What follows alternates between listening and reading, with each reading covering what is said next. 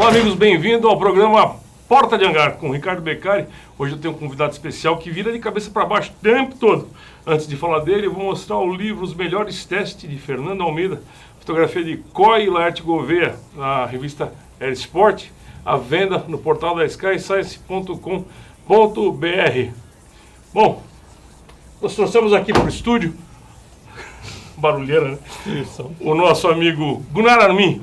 Ele é piloto comercial, piloto acrobático e piloto de teste, por que não dizer isso? Bem-vindo, Armin. Prazer é meu, Beccari. Uma honra. Estar aqui contigo novamente. A gente sempre junto. Há muito tempo, sempre junto, mas legal estar aqui participando do programa tempo dessa dos vez. cafés, café toco, Café acrobacia, toco, pizza e tudo mais. Uhum. Gente, para quem não sabe, o Armin tem mais de 15 mil horas de voo, é campeão brasileiro de qual categoria? 2 vezes da avançada, uma vez geral, que é ilimitada. Com que avião você voando fez? um Pitts S1S. Um Pitts S1S, é uma maquineta, né? Em que ano foi isso, Armin? Me parece que foi 2000 e 2002 foi da avançada e 2005 foi geral. Diz aí pro pessoal, como é que nasceu essa paixão do voo com você? Na verdade, desde criança eu gostava já, eu mexia com aeromodelo, comecei a fazer aeromodelismo lá pelos 10 anos, gostava muito na época do aeromodelismo raiz, você cortava madeira, balsa, fazia os modelos. Um control? Comecei com o control e depois, mais adiante, Tamanquá. era bem caro naquela... Não, o meu primeiro modelo... Era o que voa legal mesmo, foi Manicaca 1, depois Manicaca 2. Eu continuo Manicaca, mas aqueles ali eram 1 e 2. Você não é Manicaca não, cara. Você é um baita de um piloto, todo mundo sabe disso. Mas aí foi isso, aí daí em diante... Voou rádio controle? Cheguei a voar rádio mais pra frente, me divertia muito também. Aquele era o modelista ideal. Eu não voava bem, quebrava muito, mas me divertia muito mais ainda. Então acho que é o perfeito. Sou do mesmo jeito, perfeito, não te preocupa não, eu sou péssimo aeromodelista. Tanto é que meus aviões são feitos de isopor. Não, eu acho que é o ótimo aeromodelista, que é o que mais se diverte. Eu acho que é isso, eu me divertia muito, quebrava muito, voava, brincava com os amigos, até batia em voo, era maravilhoso. Legal, cara. Mas isso lá no Rio de Janeiro já? Lá em Petrópolis, eu cresci em Petrópolis. Nasceu no Rio? Sou carioca. Carioca da Gema. Isso, mas cresci em Petrópolis e o aeromodelismo eu fazia em Petrópolis mesmo. Aí o seu primeiro voo foi com que tipo de... Foi planador, né? Aí eu soube que com 16 anos eu podia voar planador, aí eu e um grande amigo meu, da época que até hoje é grande amigo. Quem que é o seu amigo? Luiz Antônio. Luiz Antônio. Hoje em dia ele é protético, mas ele gosta ainda. Mas voa ainda? Não tem, quer dizer, ele até voa mais raramente, mas ele não se dedica mais a isso. Então a gente resolveu que ia ver como é que era voar planador, fomos para Nova Iguaçu na época. Eu com 16 anos, ele também, cara de 14, chegamos lá, criança. Ninguém nem deu bola pra gente, nem nada. Não tinha barba ainda? Não tinha nada, não tinha... Barba, dinheiro. Aí a gente resolveu, aqui não deu certo não, aí a gente soube que tinha em Juiz de Fora, em Minas, um aeroclube bem legal, também fomos pra lá, fomos bem recebidos. Mas aí você mudou pra lá pra fazer isso, não? Eu saía de Petrópolis, eu e esse amigo, a gente saía de Petrópolis, pegava um ônibus, a gente não tinha carteira de motorista, mesmo que tivesse, não ia ter carro, né? Pegava um ônibus até Três Rios, outro ônibus até Juiz de Fora, e parava num trevo, subia uns 40 minutos a ladeira lá a pé, pedindo carona, chegava lá no aeroclube e foi... O legal é que eu vou fazer um comentário aqui rapidinho. Naquela época o cara podia tirar o brevet com 17 anos e não podia ter carteira de motorista. 17 para avião e 16 para planador. É. Tanto que eu comecei a voar com 16 anos, em 83, meu primeiro voo, assim, esse meu amigo fez o primeiro voo, desceu maravilhado, adorou o voo. Que planador que era? Era um Blanick. Um planador chique. Blanick, era um bom planador. Esse voo foi um voo já de instrução ou foi um voo de incentivo? Foi um voo de instrução, que a gente, antes de mais nada, a gente chegou num dia lá, a gente fez um voo de Cessna, lá, panorâmico de Cessna. Pavorâmico. Mas esse já foi um voo de instrução mesmo. Aí ele fez o primeiro voo, adorou, pegou térmica, ele com o instrutor e tal. Aí eu fui também, pegou térmica e tal, pousei. Como é que foi o voo? Bom, eu branco, assim, eu já sou branco, mas eu tava igual uma cera, não, ótimo, mareadaço, assim, mas assim... Mas gostei. Mas você chegou a descomer o que você comeu ou não? Não. Dessa vez ficou tudo. Mas eu fiquei meio mareado. Mas adorei o voo e foi aquela E aí já emendou. Mas emendei. Mas por que perto, não, do Rio? Ali, quantos quilômetros dá? Juiz de Fora para Petrópolis dá uns 100 e poucos quilômetros. Uma puxada. 120 quilômetros. E aí passava o final de semana todo empurrando planador, né? Às vezes a gente ia para lá, não conseguia voar, ficava no alojamento do aeroclube. alguém dizia lá, alguém dos mais velhos dizia, não, hoje não está bom para voar planador, apesar de que estava, aí não tirava o planador do fundo do hangar, a gente voltava para casa. Mas faz parte, né? Não sou o único, acho que a maioria, 90% das pessoas que fez curso planador passou por isso, faz parte. E é um esporte. Né? Eu vou pôr um adendo aqui, tem um amigo meu francês, fotógrafo, Pierre Yves, e ele sempre quis tirar o curso de planador aqui no Brasil e nunca deu certo. Por causa disso aí, o pessoal não deixava ele empurrar o planador, enfim, fizeram um pouco de mistério naquela época e tudo mais. Agora mudou isso aí, né? E há um mês e pouco atrás ele foi para a França. E lá ele está tirando o curso de piloto de planador. Só que tem que empurrar o planador, tem que esperar igualzinho, cara. É um esporte, não, mas a pena é que às vezes a gente queria tirar o planador, estava tempo bom e diziam, não, o vento não está legal. Às vezes o pessoal do Aeroclube mesmo, às vezes eles não queriam tirar lá do fundo do hangar, que a gente tirasse do fundo do hangar, mas assim, não é só lá, qualquer lugar é assim. Qualquer lugar é assim. Mas então, o ideal mesmo é ter um motoplanador, né? Que você acha? Na época não tinha, né? Na época não tinha. Era Quero, Blenick, né? Mas tem uns motoplanadores muito sofisticados. Hoje em dia tem. Hoje em dia eu vejo os maravilhosos. Eu tenho voado muito em Rio Claro hoje em dia, que o meu avião acrobático fica em Rio Claro. Então lá tem uns planadores de primeiríssima linha, self-launched, né? Que são motoplanadores, aí facilita muito a vida. A pessoa consegue sozinha fazer a operação toda, né? Isso na minha época tinha que ser uma equipe. Tem que ser. Ô, Gunnar, me diz uma coisa. E pousar fora com o planador, pousa muito ou não? Quem é volovelista pousa muito fora. Eu sou piloto de planador, é que nem o motoqueiro e o motociclista. Eu sou motoqueiro do planador. Eu fiz o curso de planador, mas não prossegui. Então eu sou um piloto de planador. Os volovelistas mesmo participam de campeonato, eu nunca participei. Para mim o planador era um step até. Você é o tocador de piano, então? Eu não aplicava o planador propriamente como de campeonato, na linha de campeonato, de navegação. Nunca naveguei eu mesmo um planador, só fazia voo local. E eu comecei a fazer acrobacia com planador, que aí já é mais a minha praia. Então nunca pousei fora. É uma coisa então se você manicar, entre aspas, um planador, você pousa sempre no campo. Porque o cara que navega muito longe pode pousar fora. Faz parte, né? Tem uma hora ou outra que você não vai ter tempo, que vai ter que pousar no arado e tudo. Mas como eu nunca naveguei, nunca aconteceu. Eu sempre pousei na pista bonitinho. Sou mais, nesse ponto de planador, sou mais Nutella, digamos assim. Mas eu falei pro pessoal agora no começo que você é um piloto acrobático e todo mundo conhece sua fama como um excelente piloto, um dos melhores do Brasil. E no planador, fez voo acrobático? Então, na época que eu fiz o curso planador, onde eu fiz, lá de fora, o pessoal era meio conhecido por fazer algumas acrobacias de planador, fazer um looping, assim, mais looping, né? E eu queria ouvir aquilo, olhar, ficar maravilhado, queria fazer também, só que tinha aquela panelinha, o pessoal bem mais velho que eu, né? Pessoal mais velho, com uns 18 anos, né? O pessoal experiente, e eu era novinho, com 16. Tinha um pouco mais de pelo na perna. Então o pessoal me botava para um canto, né? O pessoal fazia tudo e eu era novinho, não podia, eu querendo aprender, não podia. Aí, uma dessas pessoas, que também virou um grande amigo meu... Quem é? Fala pra nós. É o Anderson Schneider. É seu compadre. Eu conheci o filho dele esses dias, junto com o seu filho. Isso, o filho dele já é piloto também. Qual é o nome do filho dele? Pra gente saber. Egon Schneider. Egon Schneider. Isso. Legal. Aí o Anderson chegou, ele sabia que eu ia acabar fazendo do jeito errado, então ele chegou, me explicou direitinho como é que seria e tal, pra eu não me machucar, pra eu não ter nenhum problema. Aí um dia que tava com um dia bom de planador... Tava essa turma toda que já fazia acrobacia, eu estava lá também, térmicas boas, aí subiu, né? Um amigo subiu, começou a rodar a térmica, eu subi também no outro planador igualzinho, rodei na mesma térmica, aí bom, os planadores iguais, a mesma cor, na mesma térmica, agora ninguém vai saber quem é quem. Aí eu afastei, subi bem, né? Subi mais de 1000 metros, afastei, fiz uns 3 loopings, não teve nenhuma surpresa fácil, não forcei o planador nem nada. Voltei, embolei com ele de novo, pousei, mas ninguém viu.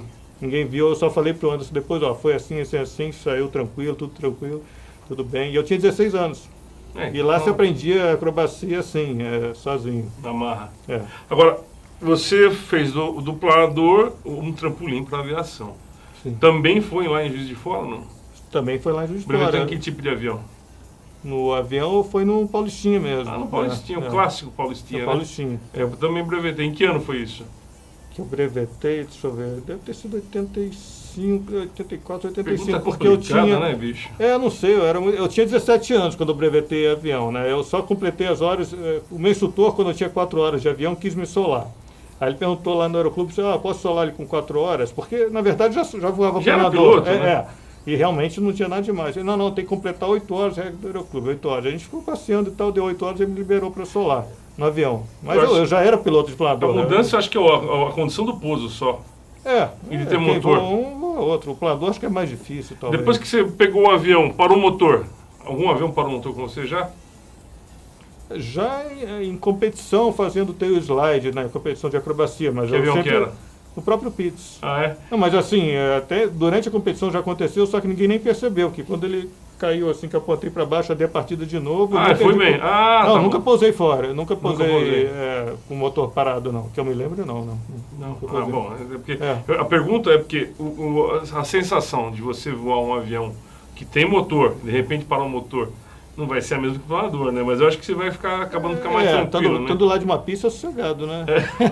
Lá em Juiz de Fora não era um lugar muito bom para se perder o Muito motor e morro, pousar né? fora, que é muito morro, né? Bem diferente aqui da região de São Paulo. Mas a térmica lá é excelente. Não, a térmica aqui é excelente. Lá em Juiz de mesmo? Fora nunca foi bom de térmica. Bom, aí você tirou o brevet de piloto privado, Sim.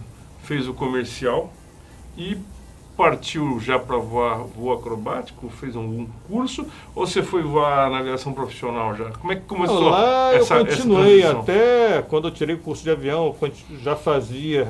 Naquela época era uma coisa mais comum você fazer acrobacia em avião que não é acrobático. É uma coisa errada, mas pessoas faziam. Também era o que? Era chandelle, parafuso, looping, nada demais. Looping, essas coisas. Quando eu brevetei, eu brevetei em Piracicaba. Uhum. O meu instrutor já faleceu, o Murilo, ele ensinou a fazer chandelle, parafuso, Looping essas também. coisas. Também, não, entendeu? Então, Pois não deveria. Não mas a gente deveria, mas acabava aí eu aprendi. aprendendo, Tem que falar que foi isso. E a gente não tinha acesso a nenhuma coisa mais segura e tal, e acabava que era uma coisa meio tradicional. Hoje em dia acho que todo mundo é mais centrado, a gente tem acesso a coisas melhores. Mudou mas a na aviação, época né? mudou Tá mais para o profissional. bem. É. Até porque você tem hoje acesso a máquinas acrobáticas, se precisar, se quiser. E na época a gente não tinha, então acabava fazendo essas besteiras e deu tudo certo, felizmente, né? Então eu fazia alguma acrobacia com aviões que não era para fazer, né? Tipo Paulistinha, looping e tal, mas o curso formal eu comecei a fazer só quando eu já estava entrando na aviação comercial, comecei fazendo CAP 10 e terminei no Cristianismo. Entendi. No Cristianismo. CAP 10, lá mesmo? Não, tinha. aí já foi em Belém Novo, né? Belém Porque eu já estava Novo. entrando para Varig. Aí eu voei umas 4 horas lá. CAP 10 é uma maquininha... É gostoso, é um avião muito bom para instrução básica de acrobacia, muito legal. O chefe lá era o Sérgio Machado. Isso. Eu chamo ele de Sérgio e não chamo ele de Machado nunca. Você falou de grande pousar aviador. com o motor parado. Uma vez eu estava voando com ele, aí ele cortou o motor para ver como é que sairia numa pane, e ele tinha essa tradição, ele chegava na final, ele dava partida e arremetia, só que nesse dia ele não conseguiu dar partida, a gente pousou sem motor. Legal, mas com Mas aquele cara do lado, pelo amor de Deus. Tranquilo. Aliás, Sérgio, tô te convidando para vir aqui. Eu nunca te chamo de Machado, então é só Sérgio pelo Facebook, tá convidado, aproveitando que o Gunnar aqui já lembrou seu sobrenome.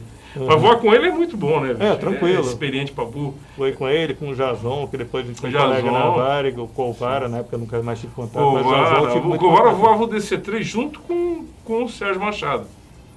Aquele DC-3 da Varig. Eu nunca mais tive contato, foi só naquela época, mas eu lembro dos instrutores daquela época. Pessoal, eu fui lá, eu fiz um ensaio para a revista Aero Magazine justamente do CAP 10, legal. com o Sérgio voando e eu fotografando. É um excelente avião. Aí depois eu passei para o Cristianismo, aí já foi no Aeroclube lá de Minas Gerais, de Pará de Minas. Sei. Aí foi com o Berguinho e com o Guto. E Berguinho é engraçado, ele é mais novo e eu fui instrutor do irmão mais velho dele. Se não me engano, eu que sou o irmão mais velho dele. Eu voei Marco Antônio. com o pai do Berguinho, o Bergão. Isso é um ensaio Muito lá legal, em cima de ele, é muita gente boa, um grande aviador, da família toda, né? Lá. Aliás, tem que fazer menção à família, que tem a Eleni Berg, que foi a secretária do Aeroclube da Juiz de Fora, que era nossa grande amiga mesmo, que foi o primeiro contato mesmo. com a família. É uma família genial, bicho, grandes aviadores. Eu nunca voei com o Berguinho, mas eu vi ele voando direto, Pitts e tudo mais. Mas eu voei com o Bergão, cara, você aprende muito ali voar com ele. Eu voei como te disse, de paquera de um ATR, lá em cima de Minas, que o fizemos para uma aviação comercial. Isso já faz um tempinho já, nem lembro o nome da companhia, mas enfim, foi fantástico. Bom, aí você tirou o comercial, você me falou que foi para Varig. Você foi fazer aqui a escolinha da Varig. Eu fui instrutor em Juiz de Fora um tempo, aí depois tirei meu IFR, dei instrução de FR no mesmo lugar, depois tirei o multi, em avião particular, dei instrução nesse multi. Aí fui voar num táxi aéreo em Salvador, voei Scenic Navajo, que eu saí, voava de comandante lá, na época bem novinho. Aí eu deixei crescer um bigode até na época para parecer mais velho. Para disfarçar, né? Só que não dava, só tinha uns 5, 6 fios de bigode ali, acho que não fazia muita diferença ali. Deixa eu te interromper, eu quero contar uma história rapidinho aqui. Falecido Eduardo Fabiano, que você conheceu, voou muito acro, ele tinha um extra. O Fabiano, quando ele voava Learjet na Líder, ele tinha famoso, 20 e poucos anos de idade, super conhecido por voar muito bem. E um belo dia o copiloto dele tinha mais de 50, cabelo grisalho, cabelo branco, coisa e tal. E foi voar, levou um passageiro. Na volta a chefia chamou o Fabiano lá, ô comandante, como é que você deixa? Na verdade deixaram ele, o Fabiano, era comandante, e o cara de cabelo branco do lado. E o passageiro chegou pro pessoal dali e falou, bicho, o comandante deixou o copiloto voar ali, cara. E era o Fabiano. Absurdo. E na verdade o copiloto, que ele achava que era o copiloto, era o comandante. Exatamente, porque ele tinha cara de novinho, né? Eu acho que era o seu caso também. Mas isso faz parte da idade. Quantos anos você tinha? Quando eu voava nessa táxi aérea, devia ter uns 20, 21 anos. Nossa, eu voava Scenic Navajo. Aí realmente o copiloto que voava mais comigo tinha a idade que eu tenho hoje, talvez na época tinha uns 50 anos. Muito. Bom, aí você voou nesse táxi aéreo, Scenic Navajo, né? Isso. O Navajo, meu pai, foi o primeiro Navajo que o Brasil, meu pai que trouxe. Que legal. Em 1967, 68. Aliás, é interessante que esse avião, ele fez um pouso forçado na Amazônia e ele parou de pé, assim, ó. Delta Bravo Charlie, uma coisa assim. Ele ficou entalado de pé, assim, ninguém morreu, ninguém se machucou. Mas ficou no atoleiro quando ele pousou, ficou de pé. Esse mesmo avião, há pouco tempo isso aí acontecendo. Aí você disse que estava lá em Porto Alegre, fez o curso para a Varig, para a escolinha. Eu fiz depois de 3 tentativas e tal, passei na Varig, eu ficava reprovado em psicotécnico. Por causa da idade. Eu acredito que fosse pela idade, eu espero que seja, né? Espero que seja. Você já deu a dica, cara. Espero que seja isso, mas eu acabei entrando na Varig. Ou não?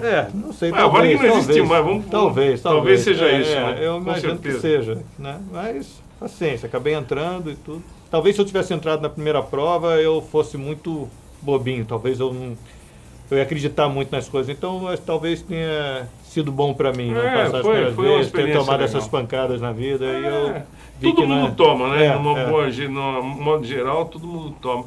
Mas agora você deixa o pessoal lá em casa com dor de cotovelo sua. Conta aí pra turma, passa essa câmera aqui, fala direto pros caras, quais os aviões que você voou na Varig? Na Varig eu comecei com um copiloto... Pouca experiência, né? De Eletra, 737-200, 747-400, DC-10. O 47400 acabou, eu fui para o DC-10, aí do DC-10 fui para o 47300, que é mais velho depois. Aí o 47300 também acabou, fui para o 767. Aí do 767 eu fui emprestado para a Ivair de Taiwan e fui voar MD-11 lá de copiloto. Mas você era Varig? Era Varig, peguei uma licença, meio um acordo com a Varig, fui para Taiwan, voei um tempo lá. De MD-11, aí depois, finalmente eu voltei para comandante 737, saí comandante 737 na Varig. 737-300? A Varig na época tinha o 300, 400, 700 e 800, se não me engano. E você saiu no 300? No 300, mas você voa o 300 e o 400, a mesma carteira, aí você tem um adicionalzinho, um treininho a mais, você voa os 700 e 800, que eram os NGs na época, né? Aí depois com esses aviões acabei parando na China. Quando acabou a Varig que a gente conhecia, eu acabei indo para a China, né? Que tristeza a Varig ter parado. Vamos para os nossos comerciais, já voltamos já. Um papinho aí da Onoled, onoled.com.br, ilumina nosso estúdio.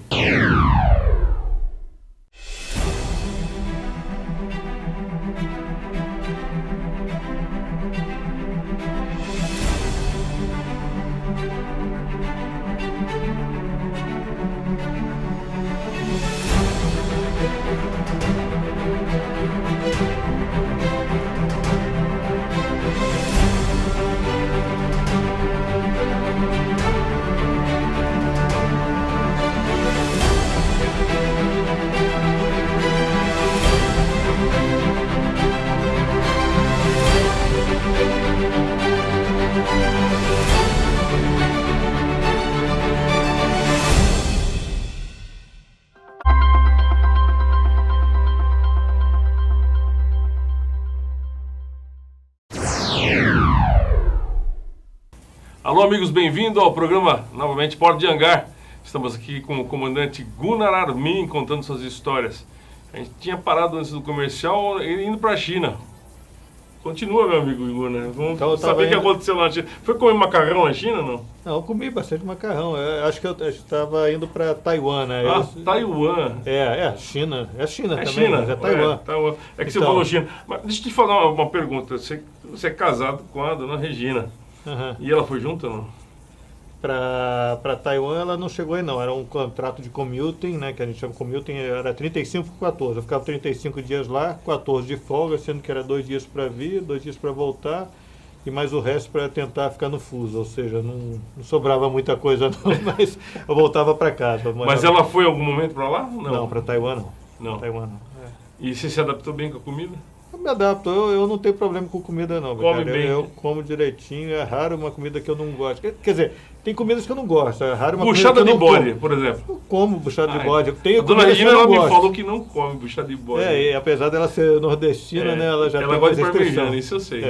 Ela gosta. Então tá bom. Então, tem comidas que eu não gosto tanto, mas eu como tudo praticamente, quase tudo. Eu também. Então não tem problema com China, com nenhum lugar. Que bom. Então desculpa te cortar, mas é que eu fiquei curioso. Manda ver. Então, lá em Taiwan eu fui copiloto de MD-11, né, era um contrato assim, a Varig me emprestou para lá.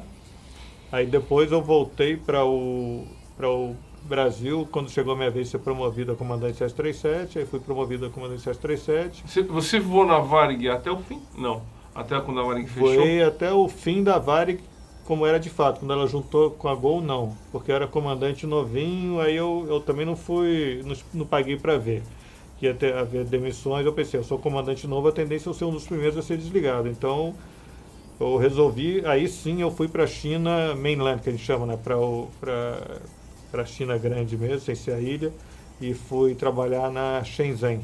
Foi muito interessante. De comandante? De comandante, 737. Lá eu voei, inclusive, 37-900, tinha 300 também, alguns poucos, 700, aí 300, 700, 800 e 900, que é o mais comprido.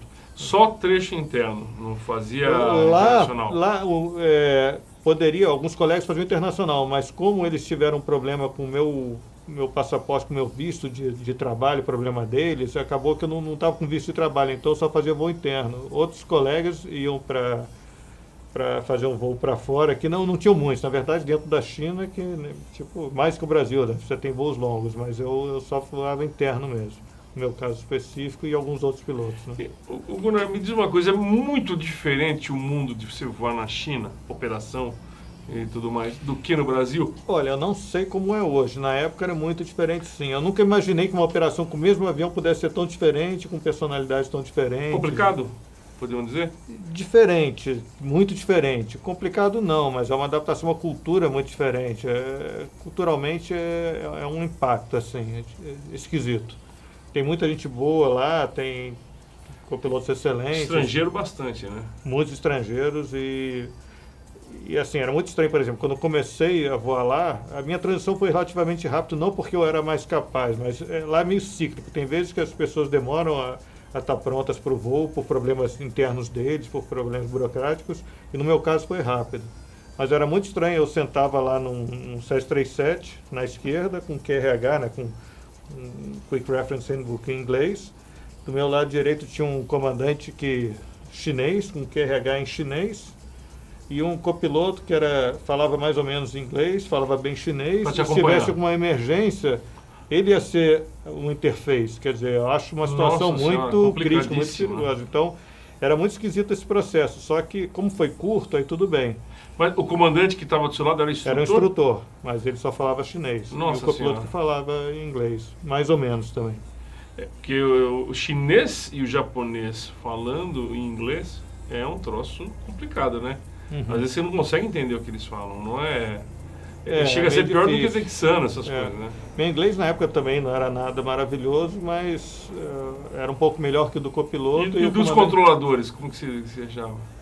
dava para se virar, porque na fraseologia é muito basicão, né? Então, ali é até bom quando você está falando inglês com outra pessoa que também não é língua nativa. Então, você não fica em desvantagem. Por exemplo, eu estou voando nos Estados Unidos, eu fico em desvantagem. Eu estou voando na Inglaterra, eu fico em desvantagem. Mas no Brasil, ou na Espanha, ou na Itália... Aí você fica de igual para igual. Então, você se sente mais à vontade. Eu prefiro, assim. E com relação à condição climática, eu sei que você voa internacional, Europa, neve, não sei o quê.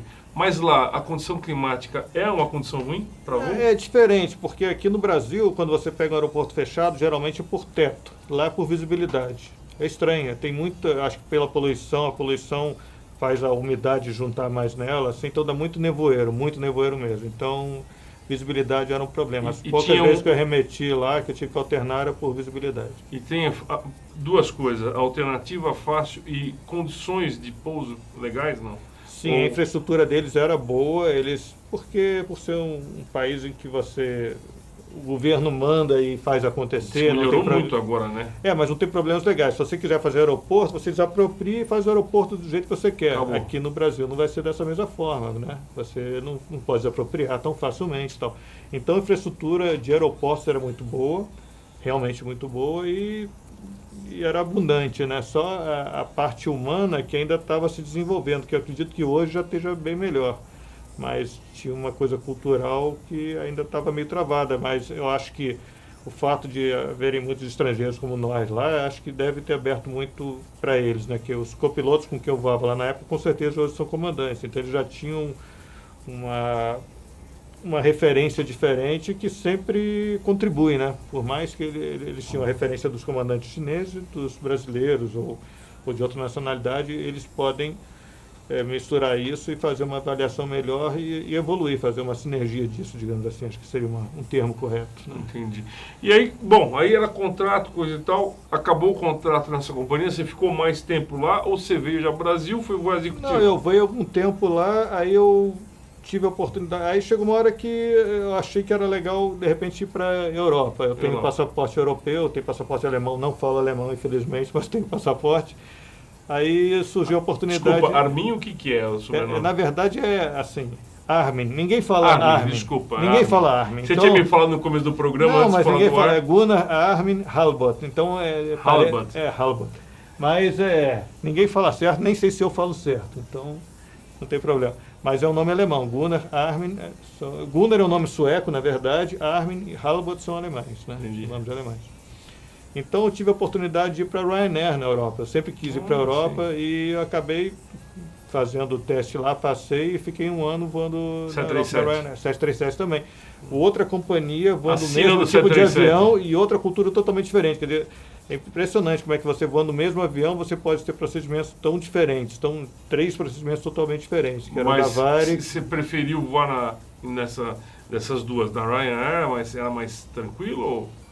A Ryanair é muito decoreba, eles pegam pessoas muito inexperientes e formam, assim, é massacrante, eles exigem muito do piloto, mas é meio que adestrado, sabe? Você tem que saber muito, é muito exigido de padronização, você acertando aquela padronização deles, você consegue se adaptar rápido ali. A Ryanair é uma companhia low cost, né? Low cost, realmente low cost, low fare. Eu lembro uma vez, há um tempão atrás, você me deu até uma coisa, você contou uma história de um cara que passou mal na porta do avião, que você acabou limpando qualquer coisa. Sim, é uma história interessante que as pessoas acham que é só glória na aviação, né? Não, pois é, a Ryanair é interessante, que a gente tinha ou os earlys ou os lates. Ou você acordava cedo, geralmente eram 4 pernas, não necessariamente, mas 4 pernas, não tinha pernoite lá. Então você fazia 4 pernas de manhã, terminava... Isso é uma coisa boa, né? Tá sempre em casa, né? Ou os lates, aí você terminava os voos por volta das 11 horas, aí das 11 horas até as 5, 6 da manhã o avião ficava parado fazendo manutenção. Eu estava num late desse, era um destino em Portugal, eu não lembro exatamente qual era a cidade de Portugal, no extremo sul de Portugal. Lá você voava internacional direto. Lá não dá para voar nacional, né? A minha base, porque na Ryanair era a base Inglaterra, East Midlands, né? E se eu ficasse lá, ia até fazer voo de meia hora, só no máximo, né? Então, aí ele fazia 4 etapas e não tinha uma limpeza, não tinha que nem a gente tinha aqui no Brasil, a SATA lá que fazia a limpeza. Então, ninguém limpava os banheiros propriamente, era uma ajeitadinha assim nas etapas e pronto. No final da noite, hein? Era Faro, eu estava indo para Faro. Era legal, porque era um voo que eu podia fazer speech em português também, Ah, o é? pessoal gostava, é gostoso também se falar a sua língua, né, a língua original, né. Eu sei que a gente pousou em Faro, tava os passageiros desembarcando, estava o meu copiloto à frente assim de mim, na saída da cabine, eu logo atrás. Aí veio um rapaz, eu acho que devia ter uns 17 anos, estava vindo pelo corredor para sair na porta dianteira. Do nada Ele descomeu. descomeu. E descomeu e Na sua espalhou frente. tudo no chão. Ai. Ainda, só que o meu colega, o copiloto, estava um pouquinho à frente de mim, o sapato dele molhou todo, eu ainda me protegi atrás dele, né? Aí ficou aquela coisa assim, e agora? Aí todo mundo sai por trás, então. Todo mundo saiu por Aí trás ele era o do primeirão avião. para sair, então. Tava cheio. Putz, Tava cheio, que tava cheio, verãozão.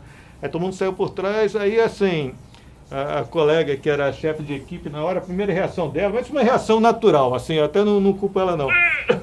Eu não vou limpar isso aqui, né, em inglês, logicamente, eu não vou limpar isso. Tipo assim, mas é a reação assim, aí não tinha o que fazer ali, não tinha limpeza. Aí cheguei eu, tinha um outro comissário, que era até português também, muito bacana, o copiloto lá, ele chegou. Será que a gente arranja um mop, um esfregão aí? Aí a gente conseguiu um balde, um esfregão do pessoal de terra, que não tinha limpeza, não existia isso. Aí chegou, eu peguei aquilo, esse comissário começou a pegar, esfregar, jogar jornal, e todo mundo fez aquilo, até a chefe de equipe acho que se tocou que ela fez. É aquela reação rápida dela, ela falou sem pensar, aí todo mundo começou a limpar aquilo, nojo, passou né? esfregão. Eu passei, né? A gente pegou o jornal também, passou ali e tal. Então, passou esfregão e resolveu e foi embora assim mesmo. Mas assim, eu até entendo, não é uma reação.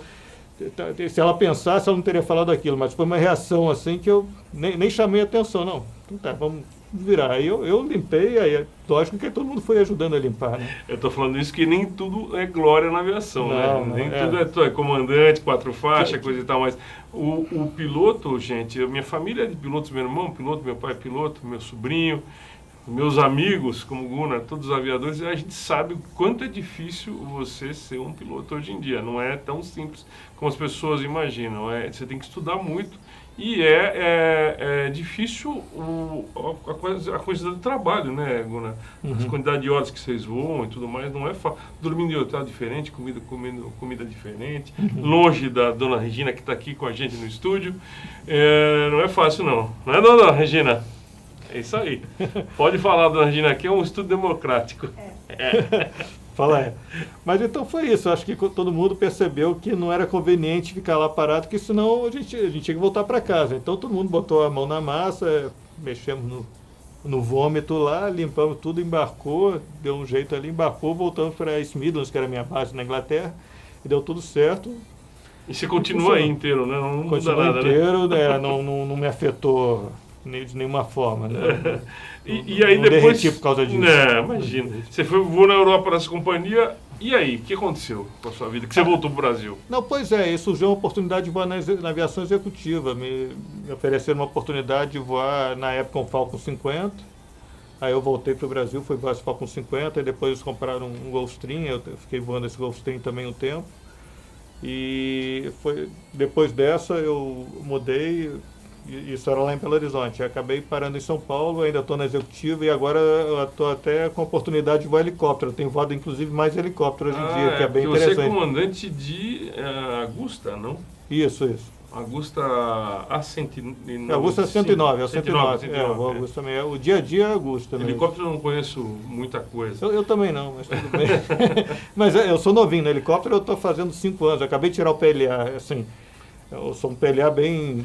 Eu lembro bem quando novo. você começou voando Robson 22. Robson 22, e só vou esses dois, Robson 22 e Augusto.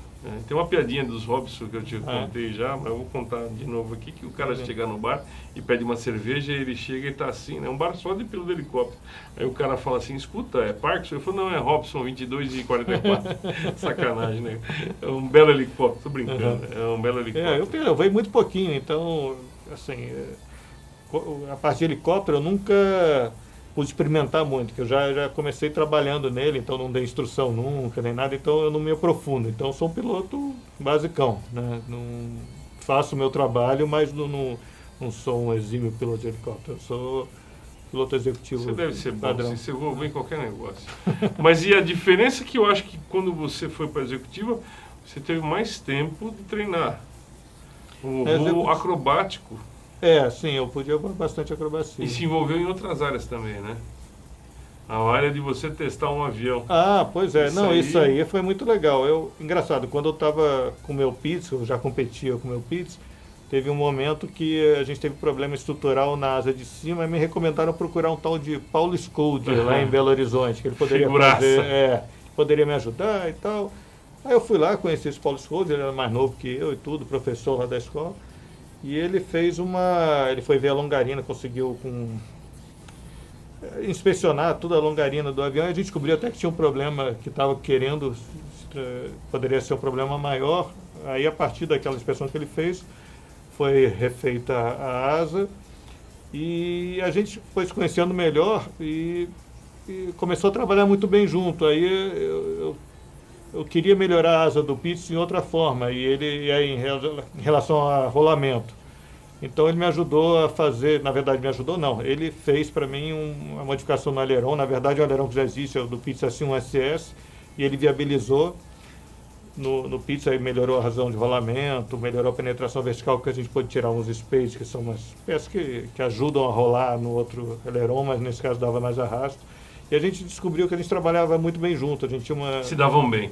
Só contar para o pessoal quem é o Paulo Scoldi. Pessoal, o Paulo Scoldi é um engenheiro aeronáutico, ele dá aula na UFMG, em Minas Gerais, e na verdade ele é um dos melhores engenheiros que tem no Brasil, top de linha, e ele participa inclusive do Red Bull Air Race. Ele está na equipe do Kirby Chambers agora, e ele era da equipe do Paul Bonhomme, que foi campeão algumas vezes lá. Está fazendo muito sucesso lá nos Estados Unidos, o Paulo. Trabalho, qual é o trabalho que está fazendo? Ele faz a otimização de trajetória, basicamente. É como se como não tem uma pista definida, ele desenha a melhor pista, digamos assim, para o piloto voar lá, né? As melhores curvas, como ele faz para ser mais veloz naquela pista. Isso é o trabalho básico dele, mas ele não consegue ficar quieto, ele mexe em tudo. Mexe em tudo. Eu conheço bem aquela figura. Ele mexe... Um cara demais, um cara fino. Acho que todo mundo deve se lembrar em uma corrida do Paul Bonhomme, que deu um problema no avião. Você podia ver ele enfiado lá dentro do avião com a perna para cima, no meio do campeonato da Red Bull. E ele é um cara pequenininho, tem 1,90 m e pouco. Ele dentro do avião mexendo para solucionar o problema, sendo que não era nem a área dele. Ele mexe na mecânica também, onde dá para mexer. O Paulo é extremamente inteligente, né? Mas, e aí, como é que você começou essa coisa com o Paulo? Em que projeto que vocês começaram a trabalhar junto? Que vocês... eu sei que tiveram dois, um último que a gente vai contar daqui a pouco, mas qual foi o primeiro que vocês... Pois é, eu estava na China em determinado momento, aí lá na China, na época não existia nem aviação geral, ninguém podia ser proprietário de avião pequeno. E eu sentia muita falta, eu ia e via, né, nesse com Milton, né, era 3514, aí às vezes eu ia lá para Belo Horizonte conversar com ele, e eu conheci um projeto que estava meio adormecido, que era do CEA 308. O CEA 308 foi um projeto que ele começou com a orientação do Cláudio Barros, que foi quem criou o CEA, que é o Centro de Estudos Aeronáuticos da Universidade Federal de Minas Gerais. Grande Cláudio Barros. Sim. E eles começaram, o Cláudio desafiou ele para fazer um avião para bater o recorde de velocidades da categoria C1A0, que é a categoria mais leve que tem da FAI, que é o avião com peso máximo de decolagem de 300 kg. 300 kg inclui avião, combustível, piloto, paraquedas, inclui tudo, quer dizer, é bem restrito. Quer dizer que eu não podia nunca voar um avião desse? Eu acho que você já ia sair acima do peso, né? Acho que não ia dar para ter o paraquedas, nem quanto mais o avião. Mas então, ele começou a tocar esse projeto, começaram a fazer o avião. Quem começou a voar foi uma pessoa que era o filho do Cláudio, que é o Daniel Allinger, que apesar de ser filho dele, era extremamente qualificado pelo de acrobacia. Sim, também, e tudo. Então, não é só porque ele era filho do Cláudio, é porque ele era qualificado. Mesmo porque eles são uns caras muito sérios e é um projeto que você não pode brincar com o negócio. Não pode. Então, ele começou a fazer os primeiros voos, a parte mais crítica ele que fez, até um ponto que eles tinham um motor 2 tempos na época. E eles tiveram uma falha de motor, por causa de um cisco no carburador. E eles estavam voando em Confins, que é uma pista maravilhosa, enorme, só que ele estava um pouco afastado. Ele conseguiu trazer o avião até a cabeceirinha, na época quase não tinha aviação comercial, mas já sem energia de fazer o flare, meio placou e quebrou um pouco o avião, mas não se machucou.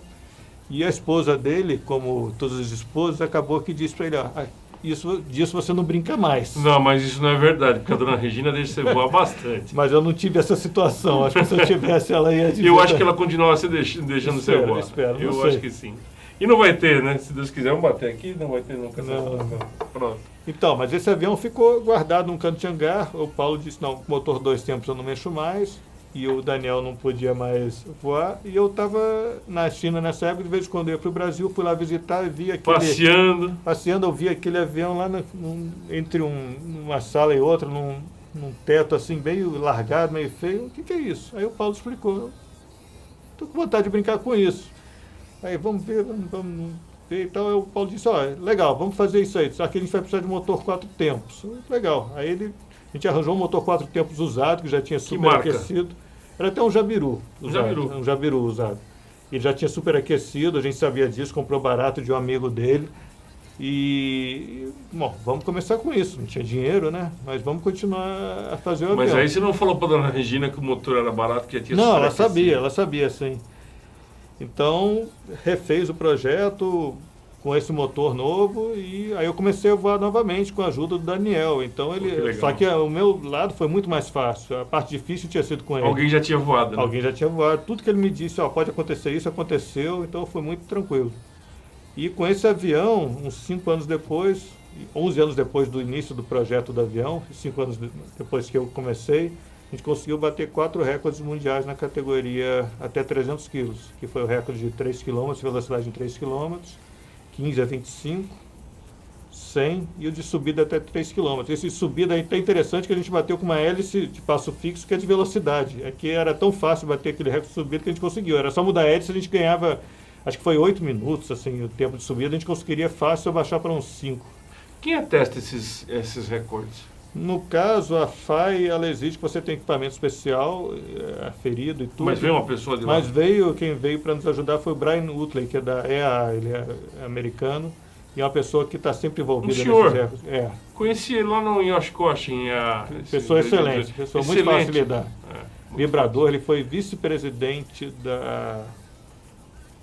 dos computadores, como é que é? Da Oracle, não? Não. Foi uma companhia grande dessas aí, IBM. Da IBM, vice-presidente da IBM dos computadores. E aí quando se aposentou, agora ele voa planador e adora esses negócios de recorde. Ele ajuda, ele dá toda a experiência dele, ele passa pra gente. Vibra, né, com esse negócio. Vibra. Uma pessoa fantástica, muito bom. Legal. Eu sei, eu conheci ele.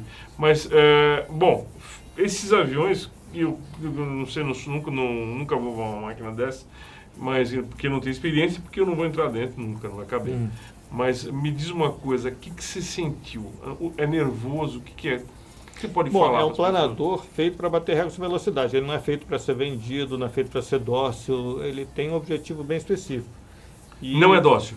Não é dócil. Nem no pouso, nem decolagem? Não, ele era muito sensível. Esse era especialmente sensível, quase instável de pitch. Quando você tirava a potência, ele era muito sensível de pitch.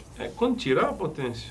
Especialmente quando que eu acho que ele perde aquela precessão giroscópica, a rigidez giroscópica da hélice, acho que ajuda a dar estabilidade. Quando você reduz o motor, que ela perde a velocidade, ela não ajuda a neutralizar. Eu acredito que seja isso, é um palpite meu. Sim. Então, quando você tira o motor na hora do pouso, ele fica muito sensível. Então, eu tinha que travar a mão aqui, era um mancha aqui no meio, e era um movimento muito curto mesmo na hora de pousar. Nossa! Era bem sensível. 3 pontos pousava, não tinha jeito. Pousava 3 pontos, né? E aí, esse avião, acabou o teste. Eu vou contar um negócio para você que eu não ouvi muito na época as revistas especializadas falarem desse avião. Falou-se muito pouco, ou não? Estou falando bobagem. Falou pouco, mas no exterior o pessoal já sabia da nossa existência. No exterior o pessoal se interessou mais. No Brasil, realmente, acho que as pessoas não se interessam por isso no Brasil. Ô Gunnar, aí depois você foi, parece que vocês fizeram um novo projeto, né? Que é parece não, vocês fizeram um novo projeto que o Paulo fez. Pois é. Qual foi a boa desse projeto aí? Pois é, tem aquele fim de festa, né? A gente bateu os recordes, o avião foi feito para isso. Aí, de repente, dá legal, ótimo, tudo, tem aquela repercussão que não muito internamente teve muito, mas teve um reconhecimento das partes que interessam a gente mesmo, teve um reconhecimento. Aí passou-se alguns meses, aí ficou aquele fim de festa, sabe? Aí daqui a pouco, na época eu estava voando num Gulfstream, eu estava em San Martin, aí recebi uma mensagem de celular do Paulo com umas fotos, de uns desenhos que ele fez no guardanapo, fotografou e mandou para mim. O que você acha disso? Aí tinha um desenho no guardanapo, assim, de uma espécie de um tubarão. O para-brisa, na verdade não tinha para-brisa direto para frente, era só a visão lateral. Vamos fazer isso aí para bater os recordes da categoria acima, que é de 300 a 500 quilos? Topa, tenho vontade de sair aí em em março do ano seguinte. Foram 3, 4 meses depois. 500 quilos eu já gostei, hein? Já dá pra eu pois encarar é, isso aí. pois é, pois é. Aí eu cheguei, topo, vamos nessa, tô nessa, tô dentro, vamos continuar isso aí. Então tá, aí que foi o start para o projeto da Nequim. Ele tinha uma cara de tubarão já. A Nequim é o nome de um tubarão que é conhecido como maco também, que, segundo Paulo, é o tubarão mais veloz que existe. E estava bem adequado. Ele tinha Super aerodinâmico, né? É. O avião é lindo. É, avião é lindo. Eu acho que ele é avião demais. Pois é, e aí, a partir daí, a gente começou a fazer as especificações. O que precisava? É óbvio que todo mundo sabe que o avião, quanto menos arrasto, mais veloz. Ou seja, se você tiver um para-brisa que é menos inclinado, ele vai dar menos arrasto, vai ser mais veloz. Então, quanto menos visibilidade eu tiver, quanto menos canopia eu tiver, mais veloz eu vou conseguir ir. Quanto mais estreito, mais aerodinâmico ele for, mais veloz ele vai conseguir ir. Então, eu dei para ele, para o Paulo, o meu limite de visibilidade e de espaço. E eu fui generoso. Com certeza não tem muito espaço nem muita visibilidade no Nequim. Tem que pousar de lado ou não precisa? Aproximar? Eu tenho que aproximar meio de lado para enxergar a frente, com o motor muito grande. E a asa também ela fica meio alta, então tem muito pouca... O ângulo de visibilidade é meio ruim quando eu estou pousando, o nariz fica muito alto. Então eu venho de lado, glissando. Indócil também para pousar? Não, ele ficou até... o problema é a visibilidade. Ele é mais dócil que o 308, mas ele tem menos visibilidade. E ele tem um problema bem semelhante ao do 308, porque ele é tão liso, tão aerodinâmico, que você reduz a potência toda, ele não quer perder velocidade. Então, tipicamente, você aproxima num avião qualquer, a velocidade estoura mais 30%. Só que quando você faz isso nesses aviões, ele simplesmente não quer reduzir mais. Você está em marcha lenta, ele vai voando, vai voando, vai voando. Tem que pôr no chão. O que eu faço é o seguinte, porque ele não... Por exemplo, na Nequim, eu posso fazer um quase pouso de pista, mas com uma cauda muito baixa, porque senão ele se pega no chão, porque foi outra coisa que eu falei para o Paulo. Ó, Paulo, trem de pouso pode fazer bem curto, com menos arrasto. É super baixinho. Para a hélice, eu estava medindo isso hoje, com uma das nossas hélices, ele com a cauda baixa dá 19 centímetros do chão, sem o meu peso. Ah, hélice? Com ele nos 3 pontos. Com o meu peso fica mais perto. Então eu só alivio ligeiramente a cauda do chão. Sai 3 pontos também? Não, levanto um pouquinho a cauda, mas tiro isso aqui do chão. Tiro talvez uns 20 centímetros do chão a cauda. E no pouso eu até consigo fazer um pouso de pista, mas também a cauda bem baixa. Meio gatinho ali, né? Vai de... O problema é a visibilidade e ele vai comendo pista até reduzir a velocidade. Então eu arredondo, glissando, na hora de tocar que eu dou aquele pedalzinho e acomodo. Típico de que é avião que você não consegue enxergar na frente. Antes de a gente partir para a coisa técnica do voo, quem patrocinou esse projeto? Basicamente fui eu e até o Paulo tirou dinheiro do bolso dele. Mas quem botou mais dinheiro fui eu. Antes que você pergunte, eu faço questão de não saber. Minha esposa sabe as contas, assim, quanto custou tudo, tem as contas, tudo foi importado legalmente, tudo. Só que eu faço questão de não olhar, porque se você for olhar a despesa que você não faz outra vez. Mas você sabe? Eu não sei, ela sabe. Posso contar? Não, ela nem vai te dizer, que eu não deixo ela falar para ninguém. Porque senão eu nunca mais vou fazer. Eu vou cantar no pé do Mas ouvido. nós tivemos muita ajuda. Por exemplo, o motor, que é o motor da Skydynamics, que eles fazem um excelente motor, eles cobraram o preço de um motor normal para um motor super preparado. A gente teve o alternador, que foi patrocínio também. Pode falar patrocinador, não tem problema nenhum. Até me fugiu o nome agora, mas tem tudo lá no nosso site. O prolongador de hélice foi doado também. A Cato, que fez as nossas hélices, eles fizeram umas 7 hélices diferentes a nós e até ele colocava na frente da fila, não cobrava nada, a gente só pagava a importação. Então foi uma ajuda muito grande, quer dizer, para o projeto que foi muito barato. O que não quer dizer que é barato, e é isso aí, eu não sei dizer quanto. Não sei mesmo. Eu acredito em você. É que se você pôr na ponta do lápis... Aí eu desisto. Eu sei. É que nem fazer livro também. Livro, eu tenho meus patrocinadores, projeto, coisa e tal, mas o pessoal esquece que você vai viajar, você fica fora de casa, você gasta hotel, você não sei o quê. Então se você pôr na ponta do lápis, você não tem a menor chance de ganhar algum dinheiro. Amor mesmo. É pura paixão mesmo, né, o negócio. Mas e aí, como é que funcionou esse avião? Eu sei que ele é outra categoria, você acabou de falar, 300 a 500 quilos. Qual é o modelo da categoria? A categoria C1A. C1A. Bem diferente do outro projeto, com certeza. O que é a categoria C1A e aonde vocês foram para quebrar esses recordes? Então, a categoria C1A, a C1A0 é até 300 kg, peso de decolagem, e essa de 300 a 500. Então, um dos segredos é você fazer um avião tão leve que você possa botar o maior motor possível nele, né? Então, ele tem um motor para essa categoria de peso relativamente grande, é um 4 cilindros. Que marca é? É baseado, é a Skydynamics, é baseado no Lycoming. Ah, tá. Baseado no Desculpa, Lycoming. você tinha falado. Uhum. Então é um motor muito grande, o recordista anterior era um motor bem menor, mas isso é um dos méritos do projeto, você fazer um avião tão leve que você consiga colocar um motor mais potente. Quanto pesa um avião desse tão leve que é? Sem motor? Por volta de 300, não, com o motor dá uns 330 quilos, acho que esse motor, posso estar enganado, está pesando na faixa de uns 115 quilos, mas isso pode ter erro, tá? Tirando de cabeça alguma coisa assim. Com você dentro, você pesa o quê? 70 quilos? 70 quilos? Na época dos recordes estava com 71, hoje eu estou com 77, mais o paraquedas com 5 quilos, que a gente costuma ir de paraquedas, com exceção do recorde de subida que eu não usei paraquedas. E combustível. Pode não usar? Não tem restrição nenhuma. Paraquedas é a opção minha. Uma opção sua. É. Entendi. E aí como é que começa? Eu te perguntei, te cortei, mas qual o primeiro?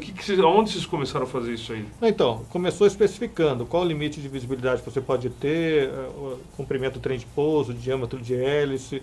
Então a gente começou muito junto, eu e o Paulo. Aí a partir daí ele fez um projeto básico e distribuiu para os alunos, por exemplo, o cálculo de Flutter foi um aluno ou uma aluna que fez. Ah, que então legal isso foi distribuído. Isso. Na verdade, o que é o Anequim? O Anequim é uma ferramenta de estudo. O propósito primário é esse. É uma ferramenta de estudo para os alunos do CEA. Então, tem que dar um objetivo. O objetivo é bater recordes. O que é o CEA? É o Centro de Estudos Aeronáuticos da Universidade Federal de Minas Gerais. Pessoal, é importante dizer que é um centro muito legal, conheço lá. E o Paulo é um cara que realmente aglutina esse pessoal para fazer o avião e os resultados são maravilhosos. Vocês vão conferir aí, vocês vão ver o que Os alunos todos trabalharam, muitos alunos trabalharam, quem queria se envolveu, e eu era o piloto, eu era uma peça nesse contexto todo, mas a função principal é ensinar os alunos, a função secundária é bater recorde, digamos assim. Mas os alunos ali todos avançados, né? Com certeza. Sim, monitorados. O Paulo, ele era a cabeça, assim, ele que coordenava tudo, mas tem pessoas muito boas. Tanto é que hoje em dia na Red Bull tem alunos deles que estão até tendo resultado melhor do que eles muitas vezes. Né? É mesmo? Mas brasileiros? Brasileiros, né? Que coisa, hein? Bacana, né? É, muito legal. Quantas pessoas envolvidas nesse? Eu não sei dizer exato, mas mais de 30 pessoas. Mais de 30 pessoas. Quanto tempo de projeto?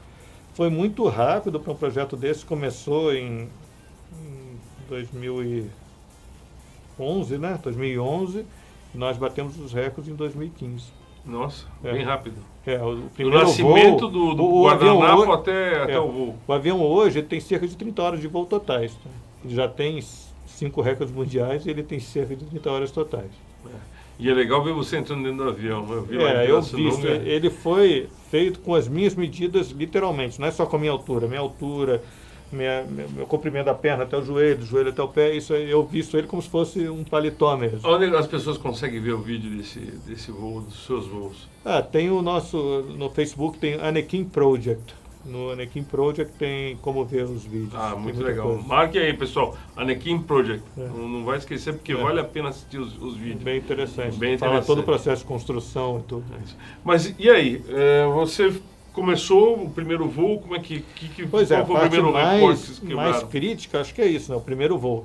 Só que o que acontece? Esse avião, na verdade, ele tinha um DNA, ele já vinha do 308. Ele é muito parecido com o 308, só que foi o primeiro avião todo em carbono do Brasil, tá? E ele tinha umas semelhanças muito grandes. Quais as diferenças? Primeiro, o material, que o outro era em fibra e madeira, e esse foi todo em carbono. Muito mais leve. A gente fez ele mais magro, ele é mais aerodinâmico do que o outro. Se eu não me engano, esse aí foi feito todinho por computador, os cortes. Todo em computador. Os moldes foram feitos no CNC, um molde de madeira cortado no CNC e o carbono feito por cima. Sim. O manche, para ele poder ser mais estreito, o manche é side stick, é lateral, minha perna fica junta. A manete de potência, eu trabalho com os braços meio assim, eu não tenho esse conforto aqui, eu fico muito mais estreito, eu não tenho como jogar muito a manete à frente e atrás, então a manete é mais movimento de punho. O freio é no calcanhar, o pedal na ponta dos pés E realmente eu visto ele, eu escorrego ele. E para fechar o canopy, como é que é feito? Ele é muito estreito aqui, por exemplo, a trava dele é dos lados, eu não consigo ter acesso aqui para fechar, então eu cruzo as mãos e destravo aqui e subo ou desço. Mas ele é um canopy solto. É um canopy solto. Eu vi o cara lá tentando, o seu amigo fechando lá o seu Canopy. assistente de pista, que seja, fechando o canopy, eu achei aquilo... Cruzo. Mas você consegue abrir por fora, por dentro. Isso, é. Ele é muito estreito mesmo. Então. Tanto que eu ponho, quando eu vou entrar no avião, eu boto o fone apoiado na parte da frente do para-brisa, ele encaixa aqui, ó, dessa largura o para-brisa, né? Muito estreito Que mesmo. loucura, né? Eu te cortei umas 58 vezes, eu tô querendo que você conte para mim o primeiro voo, onde é que foi a primeira decolagem, Bom, e depois quais foram as etapas dos voos desse avião. Bom, realmente acho que a coisa mais estressante é o primeiro voo. Foi parece que em novembro de 2014, se não me engano. Nós fizemos o primeiro voo de Vinópolis. Pergunta que eu tenho que te cortar novamente. O que passa pela cabeça num primeiro voo desse? Não, então, honestamente, o que vem na sua cabeça? Tem aquela coisa da razão e da emoção. A razão diz, tá tudo feito, bem feito, tudo testado, tá tudo certo. Mas a emoção, você fica com aquele medo. Você tem aquela tensão ali. Pensa no acidente ou não? Pensa. Você pensa tudo pode dar errado, mas ao mesmo tempo aí eu penso, não. Mas eu sei tudo que vai dar certo. Eu conheço esse avião do primeiro desenho no guardanapo de papel. Não é avião que alguém me diz, você quer testar um avião para mim? Vou trazer um avião para você testar esse. Opa! Mas o Anequim eu conhecia desde o início, desde o primeiro desenho. Ele nasceu junto, eu ajudei a fazer as asas, a fazer a fuselagem, tudo. Então, é uma coisa que eu acompanhei desde o início. Então é uma tensão grande, sim. Então, uma coisa que eu fiz questão, tem gente que até fica chateada, amigos meus podem ter ficado chateados, que eu, no dia do primeiro voo, eu não queria ninguém fora minha esposa, meu filho e as pessoas envolvidas. Primo meu, amigos meus, não, posso sair, não sei o quê. Olha, se você for lá, eu vou te dar atenção, não vou saber não te dar atenção. Por exemplo, se você becar, se quisesse ir lá. Não ia saber não te dar atenção. E ao te dar atenção, eu ia desviar a atenção do voo. Mas você sabe que se eu estivesse lá, eu não ia falar com você, porque eu sei que o piloto acrobático, o piloto de teste, tudo tem que estar extremamente concentrado. Pois é, então eu fiquei só com essas pessoas, teve gente que ficou chateada, mas foi opção minha, nem foi do Paulo, foi minha, eu pedi, só quem é necessário aqui. E acabou, eu entrei no avião, fica aquela tensão. E na fase de teste, a gente faz os testes de táxi lento, táxi veloz, aí depois vai para decolagem. A fase crítica desse tipo de avião é sempre o táxi veloz. Então eu cheguei em determinado momento, não, acho que eu vou arriscar mais, acelerando ele quase a velocidade de decolagem e abortando, do que decolando de uma vez. Então eu cheguei, conversei com o Paulo, ele concordou. Chegou a sair do chão? Não, a gente não fez esse teste. A gente foi até uns 40 nós, no máximo, abortou, e daí eu fui para decolagem direto. E funcionou muito bem. Ao ponto de, na primeira decolagem, tudo certo, o vento alinhado, relativamente fraco, mas alinhado. Eu não faria com vento de través, numa pista de 1.500 metros. Onde foi? Larga. Foi Divinópolis, em Minas Gerais. Eu dei potência, já quando deu uns 50 nós, levantei a cauda, foi muito suave. Eu estava tão confortável que eu fui narrando para o Paulo as velocidades. Ele estava no radinho de mão, já fui narrando as velocidades, tal velocidade. Chegou a velocidade que eu achei conveniente, eu quase que só ajudei ele a sair do chão. Saiu sozinho? Saiu sozinho, eu falei, nossa, um avião muito tranquilo, ele é muito dócil de pilotagem, não tem nenhum problema de pilotagem. A gente restringiu a velocidade dele no primeiro voo para cerca de 210 nós, se não me engano, o teto estava relativamente baixo, 2.000 pés, 210 nós não é nada para ele. Imagina. É muito pouco. Ele era quantos nós? Nos Rex ele voa de indicado uns 275 nós. Coisa pra caramba. Então ele vai bem reduzido, reduzir a velocidade, sentir o comportamento, nada de stall. Não tem porque esse avião nunca foi testado em parafuso, nem vai ser, não tem sentido, não é avião de produção. Reduzir a velocidade, sentir a controlabilidade dele em baixa velocidade.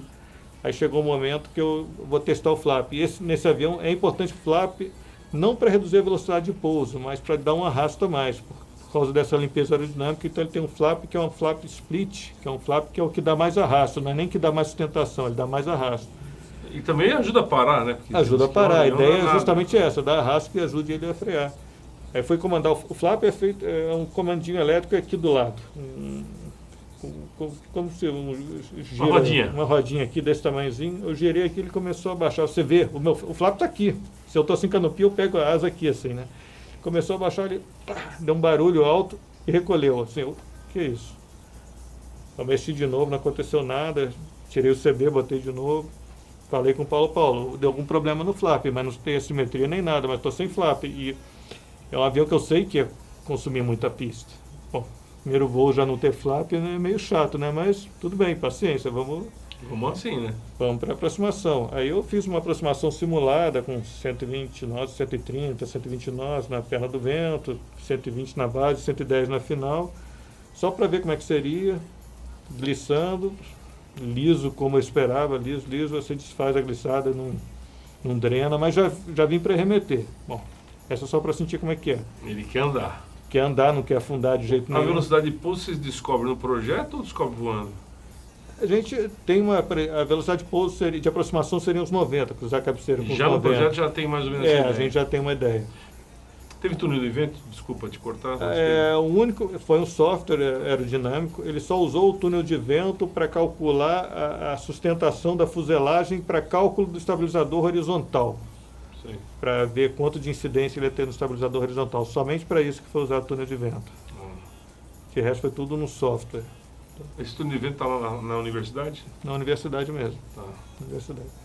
Bom, essa foi a primeira aproximação, só para sentir, sabia que eu não ia pousar, e na segunda eu já vim, vou fazer uma aproximação, se der tudo errado eu pouso. Tipo isso, assim, essa eu venho para remeter também, mas se tudo der errado eu pouso.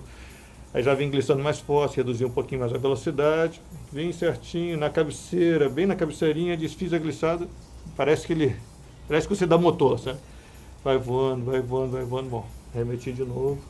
Vou vir para a terceira. Nessa eu já venho mais insistente. Qualquer coisa, eu já pus isso na minha cabeça, acho que até que eu falei no rádio, qualquer coisa eu corto o motor. E eu acho que você veio mais confortável, não veio nessa terceira? Não, já vim mais confortável, glissei mais agressivo. Aí a velocidade veio certinho, aí quando estava, alinhei, ele tocou, sabe quando ele toca, dá aquela quicada de 10 centímetros, outra quicada, só que ele não quer tocar. Acho que quando deu a terceira quicadinha assim que ele não quer tocar, eu meti o dedo no magneto e cortei. Aí ele assentou, comeu os 1.500 metros de pista. Aí você chega aí, parei lá, né? Não tive nenhum grande problema direcional, foi confortável e tudo. Parei lá e você fica respirando. Até o pessoal chegar na cabeceira, né? Voltou cortado, nem tentei ligar e taxiar de bom.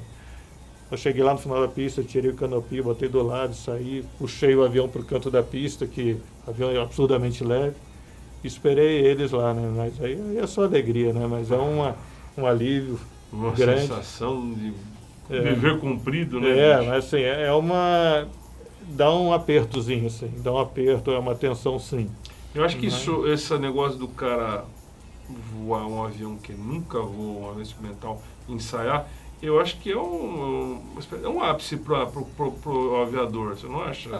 Sem dúvida, o projeto Anequim foi o ápice para mim. Acho que foi um grande projeto. O avião é mínimo, mas é um projeto grandioso. Assim, a engenharia envolvida ali é maior do que muitos aviões grandes, né? E a maioria dos aviões esse projeto foi falado no mundo inteiro, né?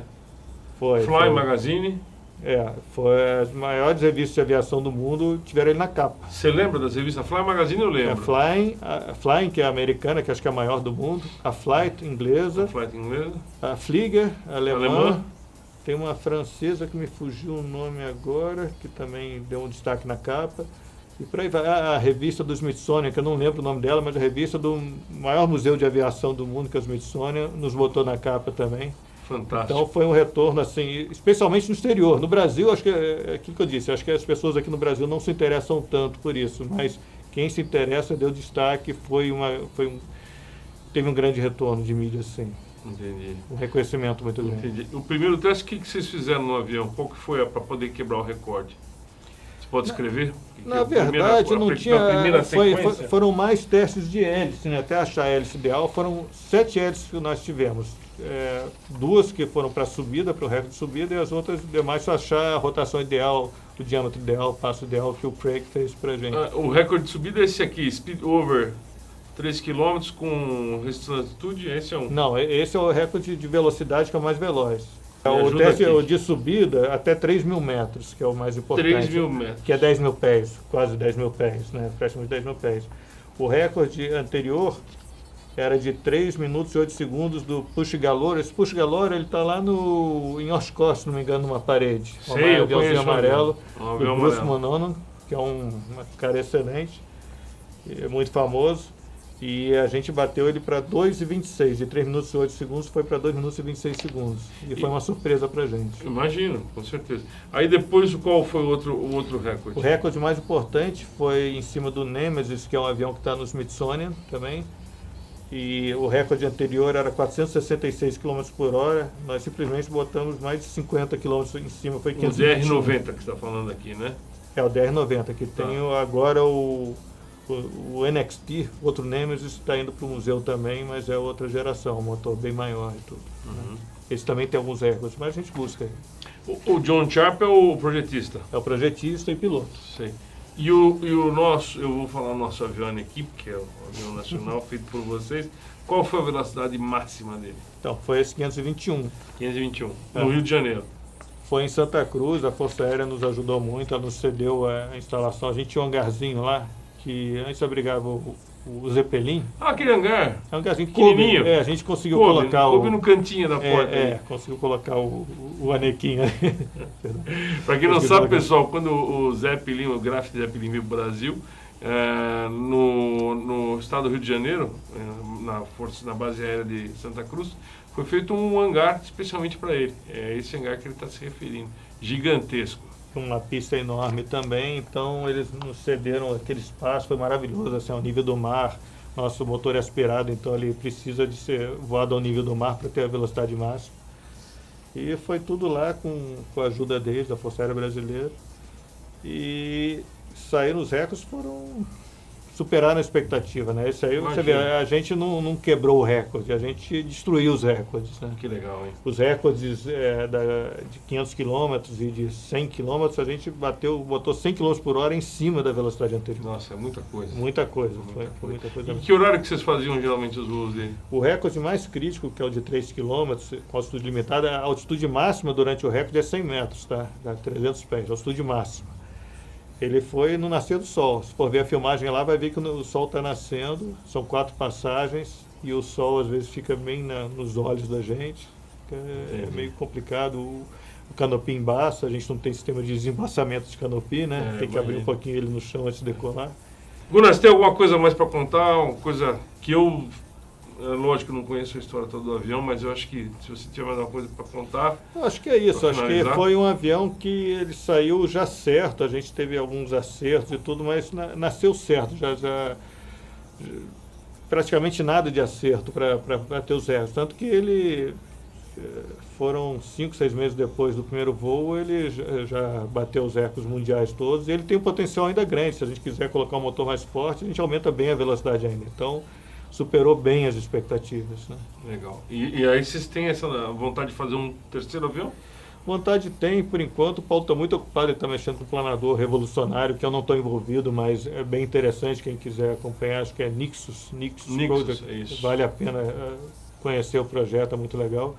E eu, ultimamente, eu estou mais na acrobacia, eu faço acrobacia por lazer, para mim mesmo, eu gosto muito de voar, de aprender mais. Eu tenho treinando bastante no One Design, que é um One avião Design. que eu tenho um motor 4 cilindros também, até parecido com o motor do Anequim. O projeto do design é americano? Americano, do Dan Hinn. O projeto já tem 25 anos, é um avião bem... Se é que você pode ter um projeto barato, é um projeto de acrobático barato.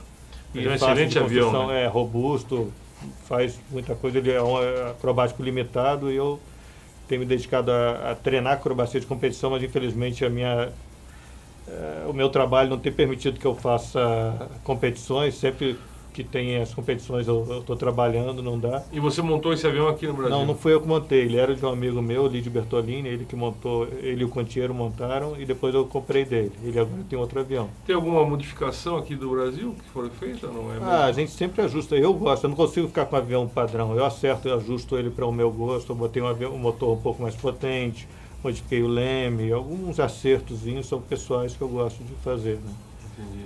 E é um Parece avião que muito me fala bom. da longarina também, você fez a alteração da longarina. Não fui eu, já foi Já feito, veio pronta. já veio assim, essa longarina não é o projeto original, o projeto do Kovacs, né, que é uma longarina feita em vez de ser em spruce, em freijó, só que ela é uma longarina mais complexa. Ela acaba que é mais resistente e mais leve do que a original.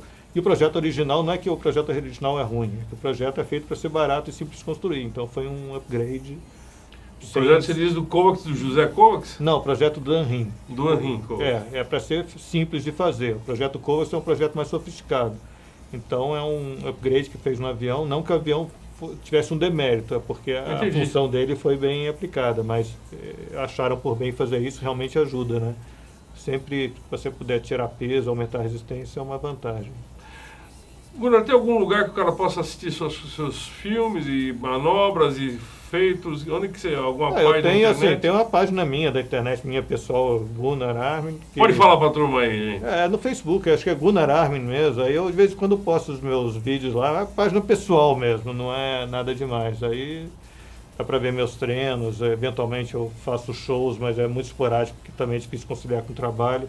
Mas eu fiquei muito feliz de poder participar do Portões Abertos de Pirassununga, agora que você esteve lá também. Fizemos até uma matéria para uma matéria. E foi muito bacana que eu consegui voar tanto o Anequim quanto o DR-107. E eu mostrei para o público assim, aquela minha decolagem que o pessoal gosta, que acho que não, no mundo assim, eu não conheço ninguém que faça a decolagem com o snap meio após, né? E foi legal. Para quem não sabe, snap meio é um tunô rápido, então é uma volta mais meio. Isso. Aí para no dorso e depois da decolagem. Não é fácil fazer isso aí. Apesar de que lá em Pirassununga tinha uma restrição de altitude, né, de 300 pés, eu normalmente faço mais baixo, mas acho que as pessoas gostaram da mesma forma. Acho que com certeza, é legal. Bacana. Gunnar, me diverti também. Foi um prazer tê-lo aqui no nosso estúdio, ter trazido a Regina. Prazer foi meu, como sempre. Convidado para voltar sempre aqui para falar o que você quiser sobre aviação. Agora eu vou dar os meus recados finais, pessoal. Vocês têm que ir lá curtir a página. Como é que é lá, aquele troço lá todo, William? Você que manja do assunto aí. Vai lá, toca o sininho, faz o buraquinho, dá a dancinha. Antes de começar o vídeo, antes de você ir embora do vídeo, se inscreve no canal, clica no sininho para receber as notificações de novidades. E compartilha em todas as suas redes sociais. Aí, garoto. Valeu, William. Obrigado. Até o próximo programa, pessoal.